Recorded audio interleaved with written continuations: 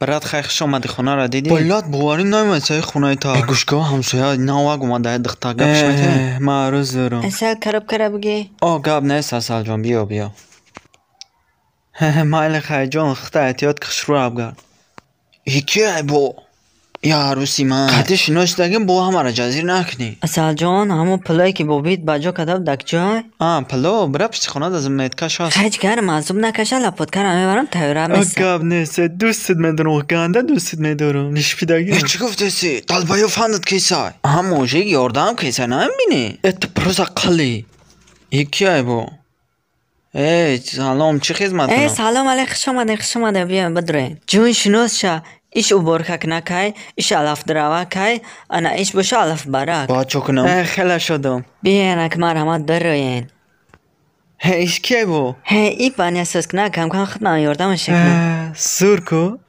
من جامشیدی کچو او کنم نه که سر پلیس شد معلومه های مرحمت که برد اون بانه رسوز که ما یاردم کنیش دختره رفتم که چخونه ایده این بچه بانه دوله عروس را سوز بچه بکنم آرون شد بچه مکشای جان میگفتید دچه الرگی داری؟ بیا بنویز من دا 4 مغز با دون شفتولو او رحمت کلون جون نیزش تو این بچه الرگی گفتی سای ترا مکشا دختر بهتر نه انت پروس آبادی کسی قل باش بیا ترق میکشا برای من دا وار نداشته ما حوزی میرم نه که تمرا بوار که ترک کشتنی ای چی باید کرد؟ اومد دوایش بگو تمام بیا کوس هرش که قمری دوای من بس هم که خدا کس خریده بره اگه خدا خرکی دیگر را بیار برد اومد تایر شا سورپریز قمری دوای ما جدا میشیم حیفی او که خدا که خردگیم اصل سربیز کدوم چی؟ بشخی؟ بعدی لپوتکا و کرچا و تاور چی شید؟